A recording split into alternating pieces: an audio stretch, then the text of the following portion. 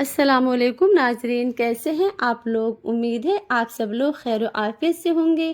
آج میں آپ لوگوں کے ساتھ سورہ فاتحہ کا ایک بہت ہی بڑا راز شیئر کرنے جا رہی ہوں۔ چلیے ہم سورہ فاتحہ کے بارے میں بات کرتے ہیں۔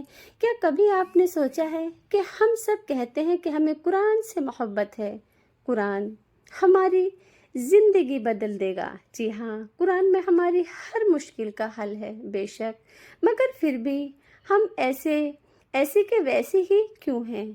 کیوں وہ تبدیلی ہمارے دل کو نہیں چھوتی؟ کیا ہم قرآن پر حقیقت میں عمل کرتے ہیں؟ قرآن کا دروازہ سورہ فاتحہ ہے۔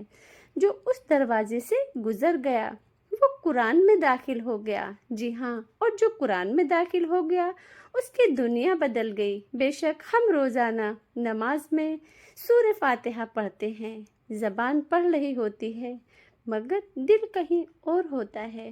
کیا یہی دروازہ کھولنے کا طریقہ ہے؟ جی ہاں، آپ خود سوچئے کہ یہی دروازہ کھولنے کا طریقہ ہے کہ دل کہیں اور دھیان کہیں؟ جی ہاں، محسوس کرنا سیکھیں، سورہ فاتحہ کی ہر آیت کو دل میں اتاریں۔ یہی دل ہے جو آپ کا دروازہ کھولے گا۔ جی ہاں، پہلی آیت یعنی کہ سورہ فاتحہ، الحمدللہ رب العالمین، یہ شکر کا اعلان ہے۔ جو شکر گزار ہو گیا اس کے غم کی دیواریں گر جاتی ہیں۔ جی ہاں، جو جان گیا کہ سب کچھ رب العالمین کا ہے، ادب کا تکبر ختم ہو جاتا ہے اور یہی پہلا راز ہے۔ جی ہاں، جو جان گیا کہ یہی ادب کا دروازہ کھلتا ہے تو وہ یہی پہلا راز ہے جو انسان کو اللہ کی طرف رجوع کرتا ہے۔ شکر کرو، دل کا قفل کھولو، پھر دیکھو کہ قرآن کیسے آپ کی دنیا بدلتا ہے۔ لوگ وظیفہ تلاش کرتے ہیں، الفاظ ڈھونڈتے ہیں، کہتے ہیں کہ مشکل وقت میں کیا پڑھیں، کس چیز میں طاقت ہے؟ قرآن میں بہت بڑی طاقت ہے۔ آپ کی ہر مشکل کا حل قرآن میں ہے۔ جی ہاں، سب سے پہلا وظیفہ سورہ فاتحہ ہے۔ یہ وظیفہ نہیں ہے، یہ دروازہ ہے۔ یہ 7 آیتیں 7 راز ہیں اور 7 راستے ہیں اور 7 دروازے ہیں۔ کبھی سوچا ہے 7 کیوں، 5 کیوں نہیں، 10 کیوں نہیں؟ جی ہاں، کبھی آپ نے سوچا ہے؟ چلیے میں بتاتی ہوں آپ کو۔ رب نے اس چھوٹی سی صورت میں پوری کائنات کو بند کر دیا ہے۔ یہ امام الکتاب ہے، یعنی کتاب کی ماں۔ جی ہاں، جیسے ماں بچے کو پہلی بات سکھاتی ہے ویسے ہی سورہ فاتحہ بندے کو مانگنا سکھاتی ہے۔ بچہ جیسے ماں سے مانگتا ہے، زبان سے بھی نہیں بولے، صرف آنکھوں کے آنسو ہی کافی ہوتے ہیں۔ بے شک اللہ تو اپنے بندوں سے ایک ماں سے بھی 70 گنا زیادہ محبت کرتا ہے۔ جب بندہ دل سے مانگتا ہے تو رب سمجھ جاتا ہے۔ سورہ فاتحہ میں شکر بھی ہے اور دعا بھی ہے، غمی بھی ہے اور مدد بھی ہے۔ جی ہاں، ایاک نعبد و ایاک نستعین، ہم تیری ہی عبادت کرتے ہیں اور تجھی سے ہی مدد مانگتے ہیں۔ ہمیشہ انسان کو اللہ سے ہی مدد مانگنی چاہیے اور یہی بندگی ہے۔ یہ وہ راز ہے جس کے آگے ہر غرور ہار جاتا ہے۔ پھر آتی ہے اصل دعا، اہدنا الصراط المستقیم، اے اللہ ہمیں سیدھا راستہ دکھا۔ جی ہاں، اللہ سے ہمیشہ سیدھے راستے کی دعا مانگنی چاہیے۔ اہدنا الصراط المستقیم، اللہ سے ہمیشہ ہدایت مانگنی چاہیے۔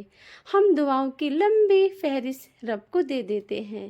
جی ہاں، لیکن کیا کبھی ہم نے صرف یہی مانگا، اے اللہ مجھے سیدھا راستہ دکھا دے؟ نہیں، اللہ سے ہمیشہ سیدھا راستہ مل جانے کی دعا مانگے۔ سیدھا راستہ مل جائے تو بیماری بھی ختم انسان کی، اور انسان ہمیشہ اپنے رب کے قریب ہو جاتا ہے۔ وہ اللہ سے رجوع کرنے لگتا ہے اور بیماری رحمت بن جاتی ہے اور قرض بھی اتر جاتا ہے اور دل کو سکون مل جاتا ہے۔ جی ہاں، قرآن میں نماز میں ہی سکون ہے۔ جو بندہ رب سے ہدایت مانگتا ہے وہ رب کی رضا مانگتا ہے، اور جسے رب کی رضا مل گئی اسے کچھ اور مانگنے کی ضرورت نہیں رہتی۔ بے شک اللہ بڑا غفور الرحیم ہے۔ آخر میں ایک عمل آج سے فیصلہ کر لو، اگر مانگو گے تو سیدھا راستہ مانگو۔ جی ہاں، اللہ سے ہمیشہ ہدایت مانگو۔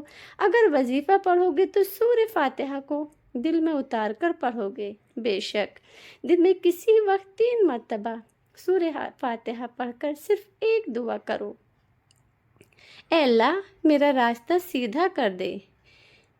یہی چھوٹا سا عمل بڑے بڑے دروازے کھول دے گا۔ بے شک اللہ سے ہمیشہ ہدایت مانگے۔ اللہ بار بار فرماتا ہے کہ میرے بندے تم مجھ سے ہدایت مانگ۔ انسان سب کچھ کر سکتا ہے لیکن تنہا نہیں چل سکتا۔ ایاک نعبد و ایاک نستعین، ہم تیری ہی عبادت کرتے ہیں اور تجھی سے مدد مانگتے ہیں۔ بے شک انسان کو ہمیشہ اللہ سے مدد مانگنی چاہیے، اور یہی بندگی ہے، یہی عاجزی ہے، اور یہی وہ طاقت ہے جو انسان کو بلند کرتی ہے۔ اب فیصلہ آپ پر ہے، الفاظ رٹنے ہیں، یہ دروازہ کھلوانا ہے۔ جی ہاں، اللہ سے ہمیشہ اعتقاد کے ساتھ، یقین کے ساتھ مانگے۔ اللہ سے کہیں کہ تو رحیم ہے، تو کریم ہے، تو مجھے عطا